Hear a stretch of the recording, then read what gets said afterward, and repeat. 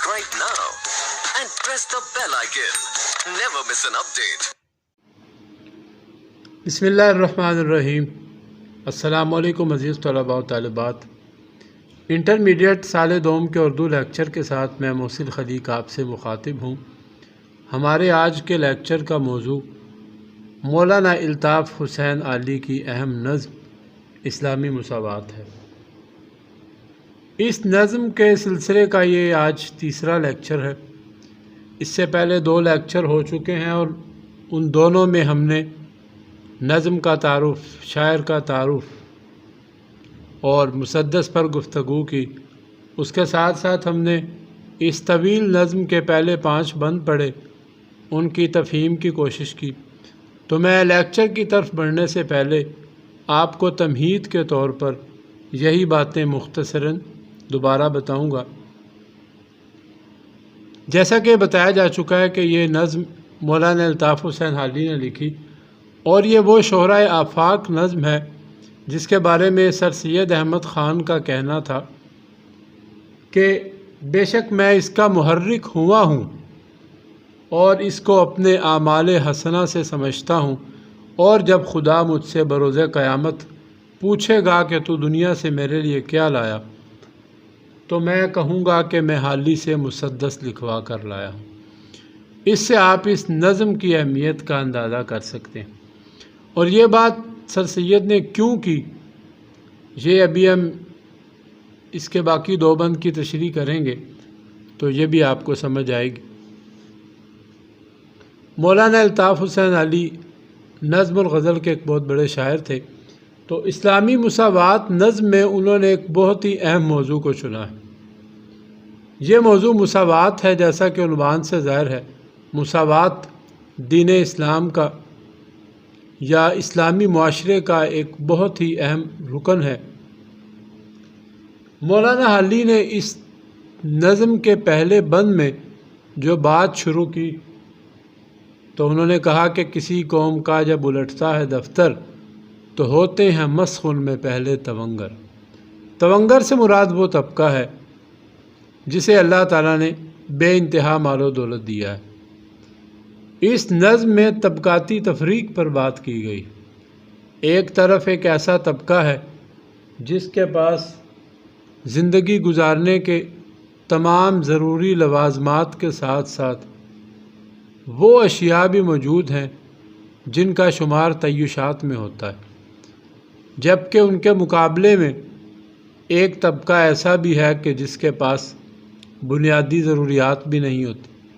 تو پہلے 5 بند میں حالی نے اس امیر طبقے کی بات کی ہے کہ یہ جو امیر طبقہ ہے یہ اپنی دولت میں اور اپنے آرام و سکون میں اتنے مگن ہوتے ہیں کہ انہیں غریب طبقے کا ذرا بھی خیال نہیں ہوتا۔ یہ اپنی آخرت کو بھول چکے ہوتے ہیں، ان کے اندر احساس کی کمی ہو جاتی ہے، اور یہ قوموں کے زوال کا ایک فطری ضابطہ ہے کہ جب کسی قوم کا زوال شروع ہوتا ہے تو اس زوال کی ابتدا قوم کے امراء کے بگڑنے سے ہوتی ہے۔ یہ لوگ اپنے آپ کو احتساب سے عاری سمجھتے ہیں، یہ جو کہ اپنے آپ کو ایلیٹ کلاس تصور کرتے ہیں، تو اسی لیے معاشرے کی تمام تر برائیاں، تقریباً تمام برائیاں اس طبقے میں پائی جاتی ہیں۔ یہ لوگوں پر ظلم بھی کرتے ہیں، ان کا مال بھی کھاتے ہیں، اور دنیا اور آخرت کی فکر سے بے نیاز ہوتے ہیں۔ انہیں بالکل بھی پرواہ نہیں ہوتی کہ معاشرے کے لوگ کس حال میں گزر رہے ہیں۔ جیسا کہ علی نے کہا اسی نظم کے تیسرے بند میں، پریشاں اگر قحط سے ایک جہاں ہے تو بے فکر ہیں کیونکہ گھر میں سما ہے۔ یہ لوگ بے فکر رہتے ہیں کیونکہ ان کے پاس ہر چیز موجود ہے، معاشرہ کسی بھی حال میں گزر رہا۔ اس کے بعد حالی نے ان کے بارے میں بتانے کے بعد حالی نے آگے اس طبقے کی بات کی ہے جو انتہائی مفلوق الحال طبقہ ہے، جس کے بارے میں علی نے کہا کہ کہاں بندگان ذلیل اور کہاں وہ۔ جنہیں علی نے بندگان ذلیل کہا، جو اس امیر طبقے کی خدمت پر ہر وقت کمر بستہ رہتے ہیں۔ ابھی چھٹے بند میں علی نے اس طبقے کے بارے میں، اس مفلوق الحال طبقے کے بارے میں بڑی ہی تفصیل کے ساتھ بیان کیا۔ علی کہتے ہیں کہ یہ ہو سکتے ہیں ان کے ہم جنس کیوں کر، ان کے اس امیر طبقے کے، یہ جو غریب لوگ ہیں یہ اس امیر طبقے کے ہم جنس کیسے ہو سکتے ہیں؟ نہیں چین جن کو زمانے سے دم بھر، یہ وہ لوگ ہیں جن کو زمانے میں چین نہیں ملا۔ سواری کو گھوڑا نہ خدمت کو نوکر، نہ رہنے کو گھر اور نہ سونے کو بستر، پہننے کو کپڑا نہ کھانے کو روٹی، جو تدبیر الٹی تو تقدیر کھوٹی۔ ان 6 مصروں نے حالی نے ان کی ساری تصویر کشی کر دی، اور حالی نے یہاں پر یہ بات تنزیہ کی ہے۔ حالی کہتے ہیں کہ یہ غریب لوگ ان امیروں کے ہم جنس کیسے ہو سکتے ہیں۔ اس بند میں طبقاتی تقسیم اور معاشرتی رویوں پر بڑی گہری تنقید کی گئی۔ امیرانہ طرز زندگی رکھنے والے لوگ ظاہری طور پر اپنے آپ کو غریبوں کا ہمدرد بھی ظاہر کرتے ہیں، یہ غریب اور امیر کی برابری کا دعویٰ بھی کرتے ہیں، اور بظاہر یہ نقطہ نظر اختیار کرتے ہیں کہ دولت کا ہونا کچھ نہیں ہوتا، اصل چیز انسانیت ہے۔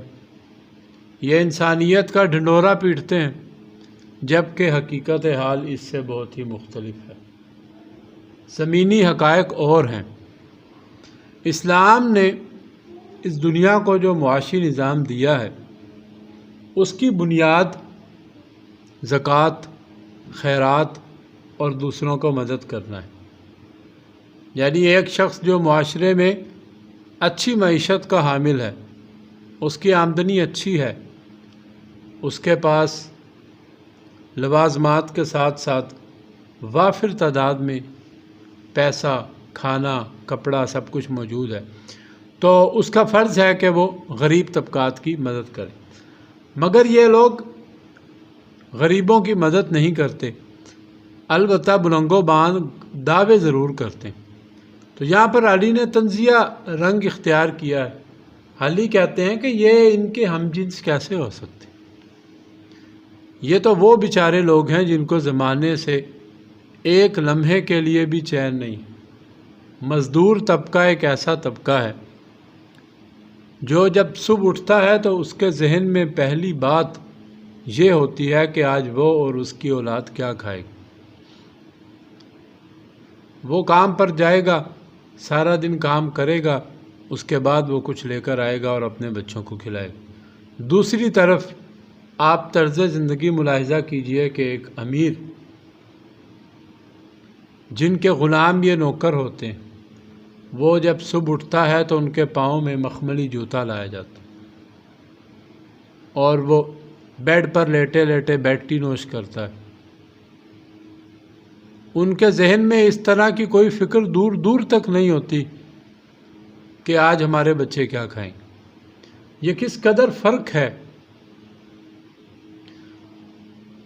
اب حالی نے اس بند میں ان کی منظر کشی کی کہ یہ وہ لوگ ہیں جن کے پاس سواری کرنے کے لیے نہ تو گھوڑا ہے اور نہ ہی ان کی خدمت کرنے کے لیے کوئی نوکر ہے، نہ ان کے پاس رہنے کے لیے گھر ہے اور نہ ہی کھانے کے لیے روٹی، کپڑا، مکان، یہ انسان کی بنیادی ضروریات ہیں اس زندگی میں رہنے کے لیے، اس دنیا میں رہنے کے لیے۔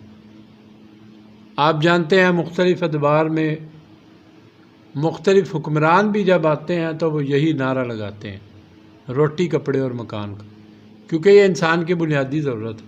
تو یہ ایسا طبقہ ہے جس کے پاس یہ بنیادی ضرورت بھی نہیں ہے۔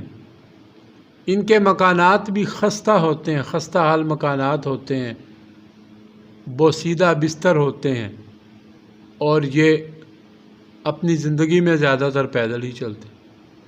سردی اور گرمی میں لباس سے بے نیاز لوگ، برائے نام لباس، جیسا کہ بیدل حیدری کا بہت خوبصورت شعر میں نے یہاں ریفرنس کے طور پر لکھا ہے، اگر آپ بائیں جانب دیکھیے تو کہتے ہیں کہ گرمی لگی تو خود سے الگ ہو کے سو گئے، گرمی لگی تو خود سے الگ ہو کے سو گئے، سردی لگی تو خود کو دوبارہ پہن لیا۔ غریب آدمی جو ہوتا ہے وہ اپنے آپ کو حالات میں ڈالتا ہے، کیونکہ اس کے پاس اس کے علاوہ کوئی چارہ نہیں ہوتا۔ وہ ٹاٹ کی کبا تھی کہ کاغذ کا پیرہن، جیسا بھی مل گیا ہمیں ویسا پہن لیا۔ انہیں جو بھی ملے یہ پہننے پر مجبور ہوتے ہیں، یہ اپنے حالات کے ساتھ سمجھوتا کرنے والے لوگ ہوتے ہیں۔ جیسا کہ شاید ذکی صاحب کا ایک شعر ہے، کہتے ہیں کہ میں بدلتے ہوئے حالات میں ڈھل جاتا ہوں، دیکھنے والے اداکار سمجھتے ہیں مجھے۔ تو حالی کہتے ہیں کہ امیروں کا طبقہ ان کو اپنا ساتھی کیسے سمجھ سک رہا ہے، جبکہ امیروں کے پاس بلند و بالا محلات ہیں، ان کے اندر نرم و گرم بستر ہیں، اور وہ ہر قسم کے موسم کی سختی سے بے نیاز ہیں، جبکہ اس کے مقابلے میں یہ ایسا طبقہ ہے جس کے مکانوں کی چھتیں بھی رات کو ٹپکتی ہیں، برسات کے موسم میں ان کے مسائل میں اضافہ ہو جاتا ہے۔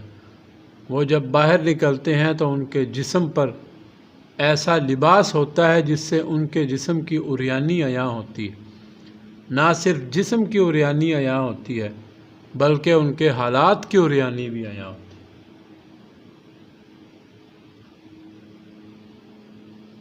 تو یہ ایسے لوگ ہیں کہ جن کو زندگی کی طرف سے کچھ نہیں ملا ہوتا۔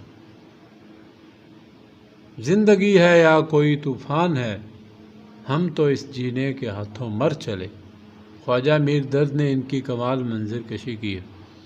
اور اسی طرح بیدل حیدری کا ایک اور بڑا خوبصورت شعر، کہتے ہیں کہ بیدل لباس زیست بڑا دیدہ زیب تھا، بیدل لباس زیست بڑا دیدہ زیب تھا، اور ہم نے اس لباس کو الٹا پہن لی۔ ایک مثال دی ہے کہ جس طرح کوئی شخص خوبصورت لباس کو الٹا پہن لے تو اس طبقے کو بھی زندگی ملی ضرور ہے، مگر اس زندگی کے رنگ دوسرے طبقات سے بے حد مختلف ہے۔ تو غربت اور افلاس کے مارے ہوئے بیچارے لوگ نہ کچھ کھا سکتے ہیں نہ پی سکتے ہیں، بیمار پڑ جائیں تو ان کے پاس دوا لینے کے پیسے نہیں ہوتے، ان کی زندگی میں مرگ شادی کے اس طرح کے مسائل آ جائیں تو یہ اس سے عہدہ برا نہیں ہو سکتے۔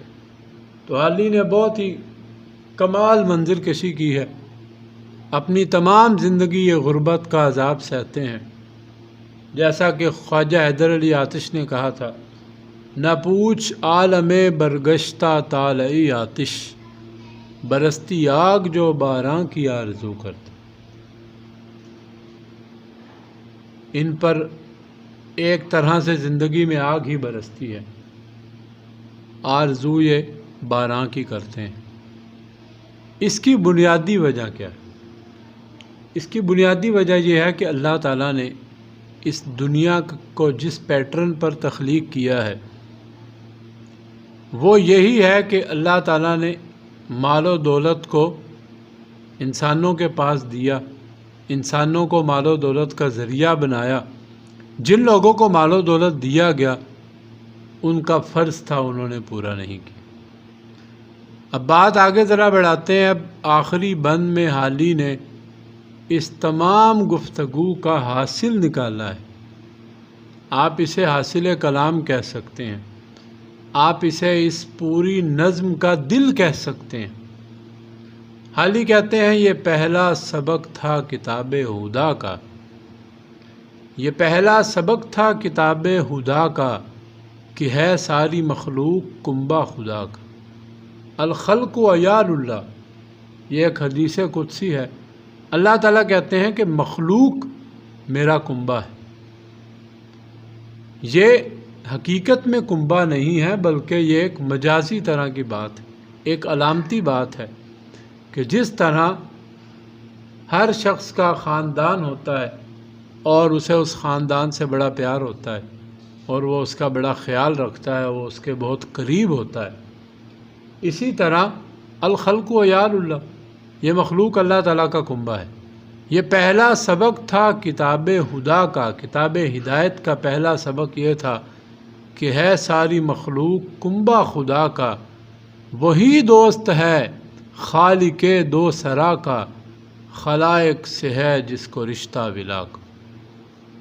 اللہ تعالیٰ کا دوست، خالق دو سرا کا دوست وہی ہے جس کو اللہ تعالیٰ کی مخلوق کے ساتھ مہربانی، محبت اور الفت کا رشتہ ہے۔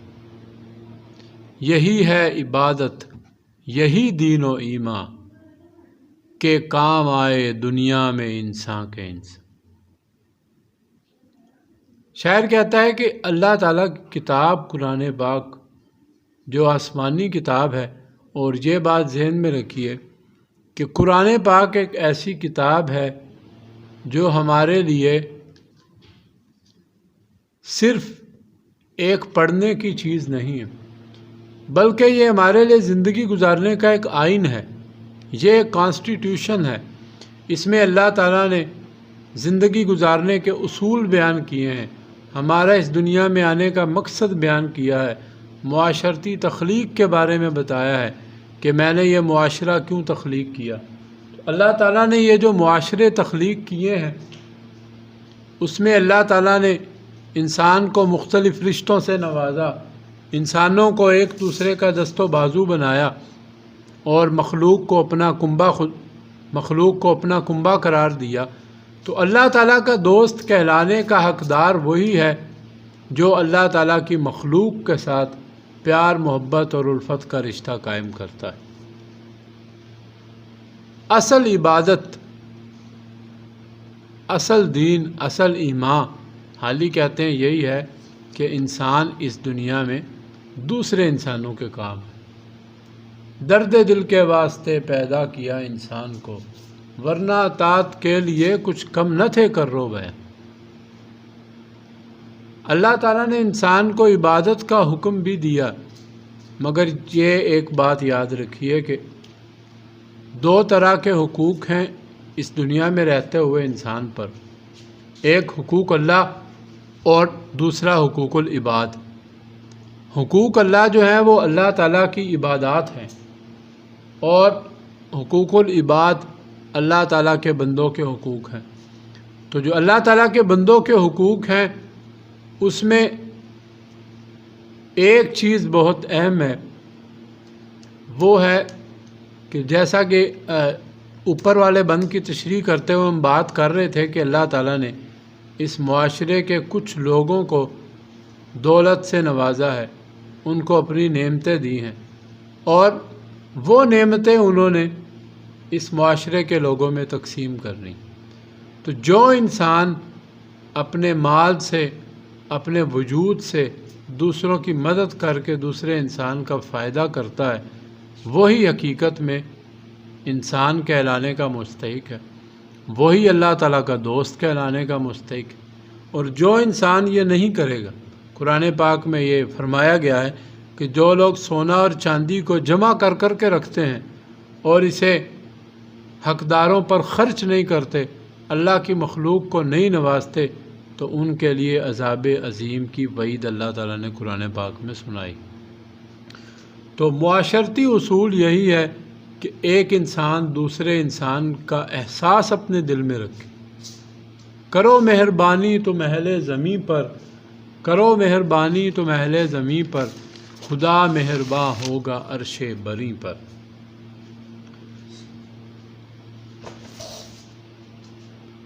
ایک اور شعر انسان کے بارے میں، ایک ایسے انسان کے بارے میں جو اسلام نے چاہا کہ ایک مسلمان اس طرح کا بن جائے، اس کو شاعر ایک شعر میں ایسے بیان کرتے ہیں، کہتے ہیں کہ اپنی تو یہ مثال ہے جیسے کوئی درخت اوروں کو چھاؤں بخش دے، خود دھوپ میں جلے۔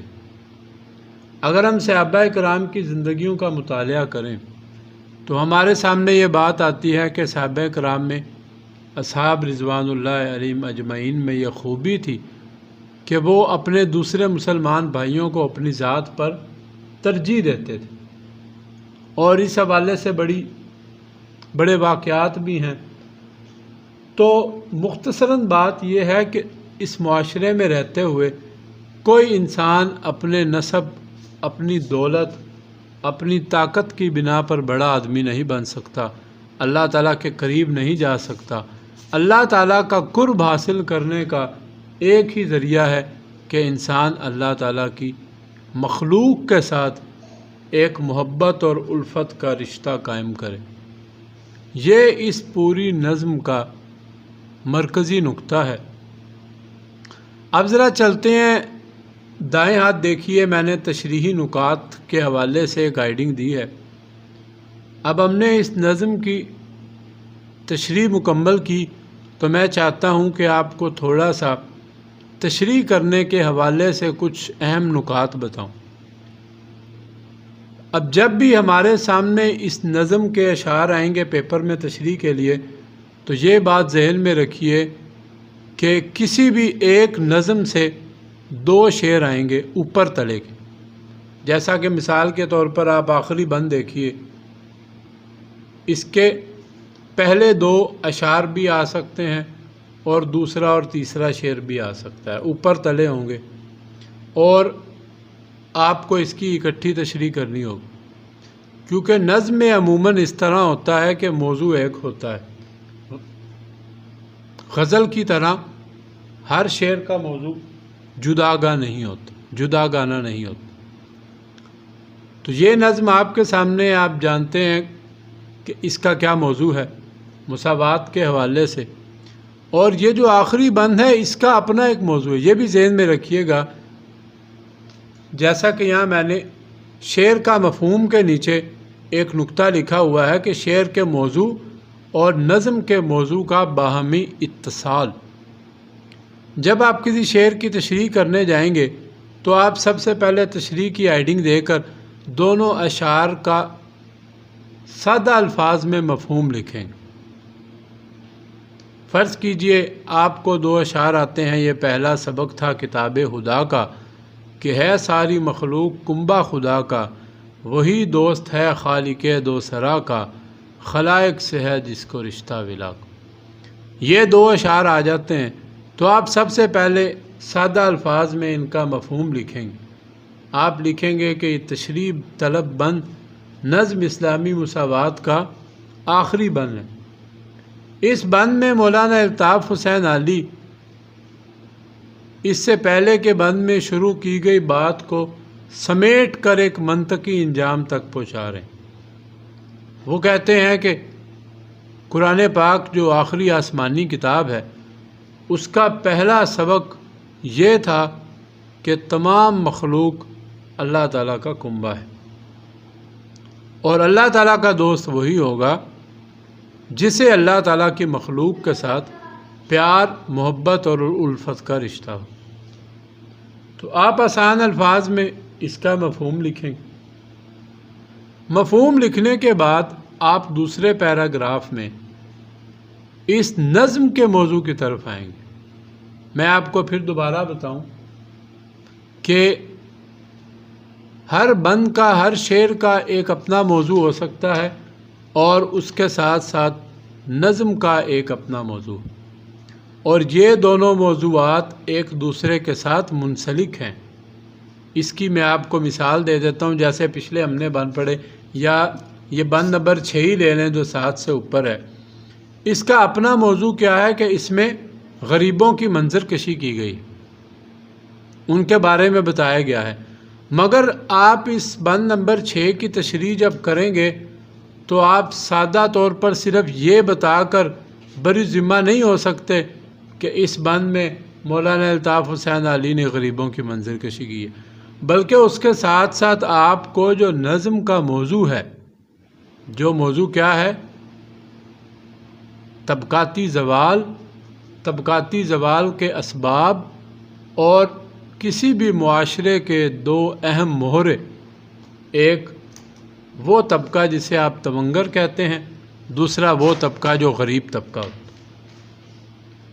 یہ تمام چیزیں آپ کو تشریح میں لکھنی پڑیں گی۔ تو جیسا کہ میں اپنی بات دوبارہ دہراتا ہوں کہ ایک تو آپ سب سے پہلے شعر کا مفہوم لکھیں گے۔ شعر کا مفہوم لکھنے کے بعد آپ تھوڑا سا نظم کے تعارف اور اس کے موضوع کی طرف آ جائیں گے۔ آپ یہ بتائیں گے کہ یہ نظم اسلامی مساوات ہے، اس میں مولانا الطاف حسین علی نے طبقاتی زوال کے بارے میں بتایا کہ کسی بھی معاشرے پر جب زوال آتا ہے تو اس کی وجوہات کیا ہوتی ہیں، اور اس کی وجوہات میں جو سب سے بڑی وجہ ہے وہ طبقاتی تفریق ہے۔ اور مولانا علی نے کہا ہے کہ کسی قوم کا جب الٹتا ہے دفتر تو ہوتے ہیں مسخن میں پہلے تونگر، اور اس کے بعد انہوں نے اس طبقے کی جسے تونگر کا نام دیا گیا ہے اس کی جملہ خرابیاں بیان کی ہیں، اور ان جملہ خرابیوں کے بعد حالی نے اس طبقے کی منظر کشی کی ہے جو ضروریات زندگی سے بھی بے نیاز ہے۔ اور آخر میں آ کر ان تمام چیزوں کا منطقی نتیجہ حالی ان دو اشعار میں نکال رہے ہیں۔ اب آپ یہاں سے ان اشعار کی تشریح کریں گے، ان کو تھوڑا وضاحت کے ساتھ بیان کریں گے۔ تو ان کو وضاحت میں بیان کرتے ہوئے آپ کتاب ہدا کی بھی وضاحت کریں گے کہ کتاب ہدا سے مراد قرآن پاک ہے، اور قرآن پاک ایک ایسی کتاب ہے جو اس دنیا میں بسنے والے تمام انسانوں کے لیے اللہ تعالیٰ نے اتاری ہے، اور مخلوق سے مراد صرف مسلمان نہیں ہے بلکہ مخلوق سے مراد اللہ تعالیٰ کی تمام مخلوق ہے۔ تو اللہ تعالیٰ کا پیارا وہ شخص ہے جو اللہ تعالیٰ کی مخلوق کے ساتھ اچھا سلوک کرے گا۔ کتاب ہدا کے بارے میں بتائیں، اللہ تعالیٰ کی مخلوق کے بارے میں بتائیں، اور جو حدیث پاک اور میں نے اس کا ترجمہ لکھا ہوا ہے الخلق و عیال اللہ، وہ لکھیں، اس کی وضاحت کریں۔ اس کے بعد اللہ تعالیٰ سے دوستی کی بات ہے کہ اللہ تعالیٰ کا دوست کون ہو سکتا ہے، اللہ تعالیٰ کی محبت کسے مل سکتی ہے۔ ظاہری بات ہے یہاں یہی لکھا ہوا ہے کہ اللہ تعالیٰ کی محبت وہی حاصل کر سکتا ہے جس کو اللہ تعالیٰ کی مخلوق کے ساتھ پیار اور محبت ہے۔